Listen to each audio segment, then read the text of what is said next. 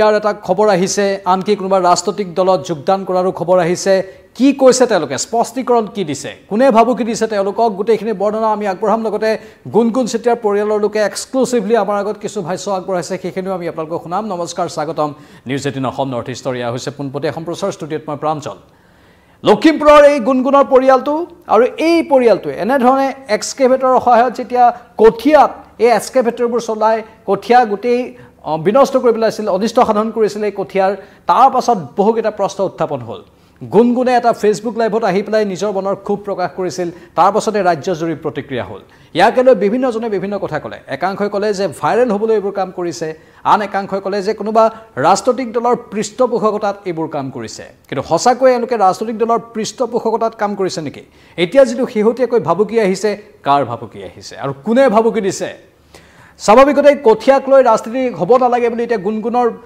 জ্যেষ্ঠ ভগ্নীয়ে সদৰি কৰিছে কঠিয়াক লৈ ৰাজনীতি হোৱাটো দুৰ্ভাগ্যজনক কঠিয়া আমাৰ ভাতমুঠিৰ বাবে আমি খেতি কৰোঁ কঠিয়া আমি পাৰিছিলোঁ আৰু কঠিয়া এটা আমাৰ আবেগ সেই কঠিয়াক লৈ ৰাজনীতি সহ্য কৰা নহ'ব কোনোবাই যদি ৰাজনীতি কৰিছে সেইটো বেয়া কথা হৈছে আমি ৰাজনীতি কোনো কাৰণতে কৰা নাই এনেধৰণৰ মন্তব্য আহিছে গুণগুণৰ পৰিয়ালৰ তৰফৰ পৰা ইয়াত ৰাজনীতিৰ কথাই নাহে ইয়াত আমি আমাৰ মাটি দৰাৰ কথা কোৱাই নাছিলোঁ আমি আমাৰ খেতিৰ কথাহে কৈছিলোঁ আমি কঠিয়াৰ কথা কৈছিলোঁ আমাৰ নিজৰ কষ্টৰে কৰা সেই কঠিয়াতলিৰ কথাহে কৈছিলোঁ আৰু সেই কষ্টখিনিৰহে আমি মূল্যৰ কথা উল্লেখ কৰিছিলোঁ বুলি এতিয়া গুণগুণৰ পৰিয়ালে সদৰি কৰিছে ইয়াত কাৰো পৃষ্ঠপোষকতাত কাৰো আঙুলিৰ ধাৰত আমি নচাত আছিলোঁ বুলি দাবী কৰিছে গুণগুণৰ পৰিয়ালটোৱে আনকি বহুতে এই বুলি কৈছিল যে কোনোবা ৰাজনৈতিক দলৰ বিৰোধী ৰাজনৈতিক দলৰ নেতা আহিছে সেই ৰাজনৈতিক দলৰ নেতাবোৰ অহাৰ ফলত গুণগুণহঁতে তেওঁলোকৰ পক্ষত অৱস্থান গ্ৰহণ কৰিছে সেই কথাও গুণগুণৰ জ্যেষ্ঠ ভগ্নীয়ে নাকচ কৰিছে কৈছে আমাৰ ঘৰত আলহী আহিছে আলহী আহিলে আমিতো কথা পাতিমেই আমাৰ খবৰ ল'বলৈ মানুহ আহিছে ফেচবুক লাইভটো চোৱাৰ পাছত বিভিন্ন বিৰোধী ৰাজনৈতিক নেতাৰ আগমন হৈছে বিভিন্ন বিৰোধী ৰাজনৈতিক নেতাই আমাক ফোন কৰিছে আমি তেওঁলোকৰ ফোনবোৰ কেনেধৰণে কাটি দিম তেওঁলোক আমাৰ ঘৰত আহিলে আমি কেনেধৰণে দুৱাৰ বন্ধ কৰি দিম ঘৰত আলহী আহিলে আমি আলহীক মাত এষাৰ দিমেই সেইটোৰ অৰ্থ এইটো নহয় যে আমি কোনোবা বিৰোধী ৰাজনৈতিক দলত গুচি যাম তেওঁলোকৰ আদৰ্শত আমি মজগুল হৈ তেওঁলোকৰ কথামতে আমি চলিম তেনেকুৱা কোনো কথা নাই আমি আমাৰ কঠিয়াৰ কথাহে কৈছোঁ যিহেতু কঠিয়া আমাৰ আবেগ এনেধৰণৰ গুণগুণৰ ভগ্নীৰ ভাষ্য আহিছে আনকি যিটো ভাবুকিৰ কথা কোৱা হৈছে সেই ভাবুকি সন্দৰ্ভতো গুণগুণৰ জ্যেষ্ঠ ভগ্নীগৰাকীয়ে কৈছে যে আমাক একাংশ এনেধৰণে কৈছে যে তহঁতি ভাইৰেল হ'বলৈ এইবোৰ কাম কৰিছ অথবা কোনোবা ৰাজনৈতিক দলৰ বাবে এইবোৰ কাম কৰিছ সকলো কথা এওঁলোকে খণ্ডন কৰিছে আৰু নাকচ কৰিছে তেনেধৰণৰ কোনো কথা নাই বুলি গুণগুণৰ ভগ্নীগৰাকীয়ে সদৰি কৰিছে তেওঁ মাত্ৰ এটা কথাই কৈছে আমি আমাৰ কঠিয়াৰ বাবে যুঁজিছিলোঁ আৰু কঠিয়াৰ বাবে আমি যুঁজি ক'ৰবাত যদি ইফাল সিফাল কথা কৈছোঁ তেনেহ'লে সেয়া ৰাইজে ক্ষমা কৰি দিব কিন্তু আমি আমাৰ অধিকাৰৰ বাবে যুঁজিছিলোঁ বুলি সদৰি কৰিছে আমি মন্তব্য শুনাব বিচাৰিম গুণগুণৰ ভগ্নীয়ে কি ক'লে এবাৰ শুনক যিহেতু কঠিয়া অসমীয়াৰ আবেগ সকলোৱে জানে আমি ভাতমুঠিৰ কাৰণে জীয়াই আছোঁ নহয় জানো যি কৰিছোঁ আমি ভাতমুঠিৰ কাৰণে কৰিছোঁ গতিকে কঠিয়াক লৈ কোনো পলিটিক্স নকৰিব ইয়াত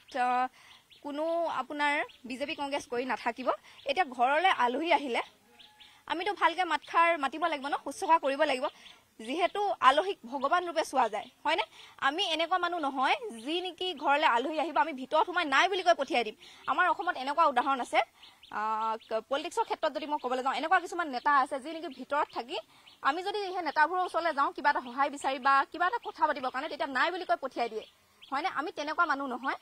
আমি ঘৰলৈ আলহী আহিলে আমি শুশ্ৰূষা কৰোঁ সেই গতিকে কালি ৰাতিপুৱা 7টা বজাৰ পৰা ৰাতি 11-12টালৈকে যিমান কেইজন আমাৰ ঘৰলৈ আলহী আহিছে অতিথি আহিছে আমি সকলোকে যিমান পাৰোঁ সিমান শুশ্ৰূষা কৰিছোঁ যোনে যিটো সুধিছে আমি সেইটো উত্তৰ স্পষ্টকৈ দি গৈছোঁ আমি কোনো পলিটিক্স কৰা নাই আমি কোনো ভাইৰেল হ'বলৈও কৰা নাই আমি মানে এতিয়া কঠিয়াটো আপোনালোকে সকলোকে আহ্বান জনাইছোঁ কঠিয়াটো কেতিয়াও পলিটিক্সৰ মাজলৈ নানিব কঠিয়া কোনো বিজেপি কংগ্ৰেছ কোনো একো নহয় আমাৰ কঠিয়া আমাৰ অসমীয়াৰ আবেগ ভাত নাখালে হয়তো আমি কোনো জীয়াই নাথাকোঁ আমি এতিয়া যি কাম কৰিছোঁ হয় ভাতমুঠিৰ কাৰণে কৰিছোঁ আমি জীয়াই থাকিবলৈ হ'লে ভাত খাবই লাগিব চবেই খায় সকলো ৰাজনীতিকে ভাত খায় বা দল সংগঠন জাতি সকলোৱে খায় কঠিয়াৰ মাজত কোনো জাতিৰ ভেদাভেদ বা ৰাজনৈতিক তেনেকুৱা কথাবোৰ নানিব ভাবুকি মানে মইতো আপোনাক কৈছোঁ কিছুমানে কৈছে ভাইৰেল হ'বলৈ কৰিছে কিছুমানে কৈছে আপোনালোকে আমুকটো ৰাজনৈতিক দলত যোগদান কৰিছে মইতো স্পষ্টকৈ কৈ দিছোঁ মই স্পষ্টকৈ কথা কৈ ভাল পাওঁ আমি কোনো ৰাজনীতি দলত আমি যোগদান কৰা নাই আমি আমি কোনো ৰাজনীতিক মানে কঠীয়া বস্তু আপোনালোকে মই এটাই মই হাতজোৰ কৰি আপোনালোকক আহ্বান জনাইছো কঠীয়া বস্তুটো কেতিয়াও ৰাজনীতিক বস্তু নহয় কঠীয়া কেতিয়াও ৰাজনীতিক হলে আপোনালোকে কোনো নাটানিব আপোনালোকে যে কঠীয়াৰ পিছত ইমান ভূ দৌৰি আছে আপোনালোকে এতিয়া এই ভুলটো কিয় বিচাৰ কৰা নাই যোনজন মণ্ডলৰ হক বা প্ৰশাসনৰ হক আপোনালোকে আমাৰ ঘৰত আহি থকাতকে আমাৰ পিছত লাগি থকাতকে আপোনালোকে মই ভাবো কাৰ দুখ আছিল আমাক কঠিয়াখিনি তেনেকৈ উচ্ছেদ অভিযান চলোৱা বা জেচিপি নমোৱা আপোনালোকে হেতুৰ ওপৰত বেছি যদি গুৰুত্ব দিয়া মই বেছি ভাল পাম মানে ভুল কাৰ গাত আছিল আপোনালোকে হেতু বিচাৰ কৰক হ'ব মই আজিলৈ ইমানকে কৈছো এয়া গুণগুণৰ ভগ্নীৰ ভাষ্য আপোনালোকে শুনিলে আৰু স্বাভাৱিকতে যেহেতু এতিয়া নিৰ্বাচনো আহি আছে 26ৰ নিৰ্বাচনৰ আগে আগে বিভিন্নজনে বিভিন্ন কথা কোৱাটো স্বাভাৱিক নিৰ্বাচনৰ এয়া ভৰপক সময় এতিয়া প্ৰতিটো ৰাজনৈতিক দলে নিজৰ পক্ষত সকলোকে আনিবলৈ চেষ্টা কৰিব বিৰোধীয়ে হয়তো আমি হয়তো শব্দটো ব্যৱহাৰ কৰিছো হয়তো ইয়াত নিজৰ ৰাজনৈতিক লাভালাভৰ কথা ভাবি তেওঁলোকৰ কাক চাপিব পাৰে অথবা শাসকীয় দলে হয়তো আমি ইয়াতো হয়তো শব্দ ব্যৱহাৰ কৰিছো যে এই বিষয়টো কোনোবাই বিৰোধীয়ে পলিটিক্স কৰা বুলি ক'ব পাৰে স্বাভাৱিকতে দুই পক্ষৰ দুটা মত থাকিব বিৰোধীৰে হোক বা শাসকীয়ৰে হোক কিন্তু ৰাইজৰ আবেগ অনুভূতিখিনিকো উপলব্ধি কৰাটো প্ৰয়োজন সকলো কথাতে ৰাজনীতি সোমাই নাথাকিবও পাৰে কিন্তু এইখিনি ভৰপক সময় নিৰ্বাচনৰ সেয়েহে সকলোৱে ইয়াত ৰাজনীতিৰ কিবা এটা গোন্ধৰ সৃষ্টি কৰিবলৈ চেষ্টাও কৰিব ইয়াত কোনোবা এটা শক্তিয়ে নিজৰ পক্ষে আনিবলৈ চেষ্টা কৰাটো স্বাভাৱিক আৰু সেই সকলোবোৰৰ পৰা আঁতৰি এতিয়া গুণগুণৰ ভগ্নীয়ে কৈছে যে আমি কোনো ৰাজনৈতিক প্ৰৰোচনাত পৰা নাই আমি কঠীয়াৰ বাবে আন্দোলন কৰিছো বা কঠীয়াৰ বাবে মাত মাতিছো কঠীয়া আমাৰ আবেগ ভাত মুঠিৰ বাবে আমি কাম কৰিছো তাৰ বাহিৰে একো নাই বুলি তেওঁ স্পষ্ট কৰি দিছে আৰু আমি আশা কৰোঁ যে এই স্পষ্টতাৰ ফলত এতিয়া সকলোৰে যিবোৰ মনত খুদুৱনিৰ সৃষ্টি হৈছে সেইখিনিও দূৰ হ'ব প্ৰকৃত অৰ্থত যি তেওঁলোকে অৱশ্যে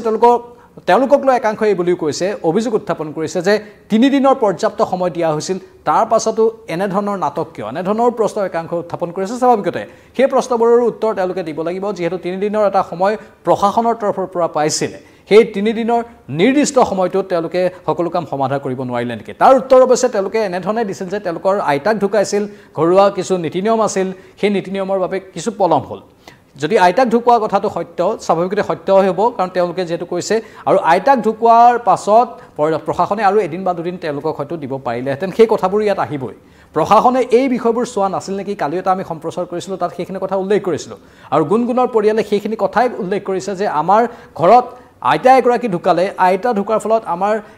কঠীয়াখিনি তুলুতে অলপ পলম হ'ল প্ৰশাসনক আমি আৰু এদিন সময় বিচাৰিছিলোঁ সেইখিনি সময় নিদিলে মানে 3 দিনৰ বাহিৰেও আৰু এদিন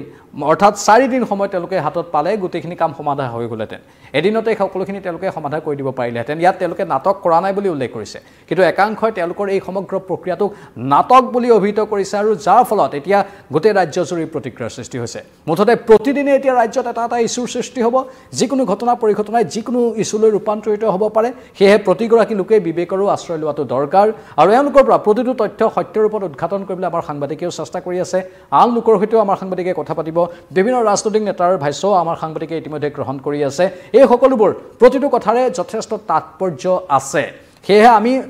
এই বিষয়বস্তুৰ ওপৰত গুৰুত্ব দিম আৰু প্ৰতিটো বিষয় সূক্ষ্মভাৱে লক্ষ্য ৰাখিম প্ৰতিটো তথ্য নিৰপেক্ষভাৱে আগবাঢ়িব লাগে আৰু সেই নিৰপেক্ষভাৱে আগবঢ়োৱাৰ বাবে আমি এই বিশেষ সম্প্ৰচাৰটোৰ ব্যৱস্থা কৰিছোঁ আমাৰ সন্মানীয় দৰ্শকসকলে মতামত নিজৰ মতামত আমাৰ কমেণ্ট বক্সত সদৰি কৰক ফেচবুক আৰু ইউটিউব দুয়োটা প্লেটফৰ্মে আমি কমেণ্ট বক্স আপোনালোকৰ বাবে খুলি দিছোঁ আপোনালোকে এই ক্ষেত্ৰত এই বিষয়টোৰ ক্ষেত্ৰত কাৰ পক্ষত আছে সেইখিনি কথা মতামত আকাৰে আমাৰ কমেণ্ট বক্সত সদৰি কৰিব পাৰে এই পোনপটীয়া সম্প্ৰচাৰটোৰ পৰা ইমানতে বিদায় ল'ম কিন্তু বিদায় লোৱাৰ পৰত পুনৰবাৰ এই যিটো ভাবুকিৰ প্ৰসংগত গুণগুণৰ ভগ্নীয়ে কি ক'লে আমি পুনৰবাৰ সেই মতামত বা কমেণ্টটো আগবঢ়াই এই পোনপটীয়া সম্প্ৰচাৰৰ পৰা মই প্ৰাঞ্জলে বিদায় লৈছোঁ যিহেতু কঠীয়া অসমীয়াৰ আবেগ সকলোৱে জানে আমি ভাত মুঠিৰ কাৰণে জীয়াই আছো নহয় জানো যি কৰিছো আমি ভাত মুঠিৰ কাৰণে কৰিছো গতিকে কঠীয়াক লৈ কোনো পলিটিক্স নকৰিব ইয়াত কোনো আপোনাৰ বিজেপি কংগ্ৰেছ কৰি নাথাকিব এতিয়া ঘৰলৈ আলহী আহিলে আমিতো ভালকে মাতিব লাগিব ন শুশ্ৰূষা কৰিব লাগিব যিহেতু আলহীক ভগৱান ৰূপে চোৱা যায় হয়নে আমি এনেকুৱা মানুহ নহয় যি নেকি ঘৰলৈ আলহী আহিব আমি ভিতৰত সোমাই নাই বুলি কৈ পঠিয়াই দিম আমাৰ অসমত এনেকুৱা উদাহৰণ আছে পলিটিক্সৰ ক্ষেত্ৰত যদি মই ক'বলৈ যাওঁ এনেকুৱা কিছুমান নেতা আছে যি নেকি ভিতৰত থাকি আমি যদি সেই নেতাবোৰৰ ওচৰলৈ যাওঁ কিবা এটা সহায় বিচাৰি বা কিবা এটা কথা পাতিবৰ কাৰণে তেতিয়া নাই বুলি কৈ পঠিয়াই দিয়ে হয়নে আমি তেনেকুৱা মানুহ নহয়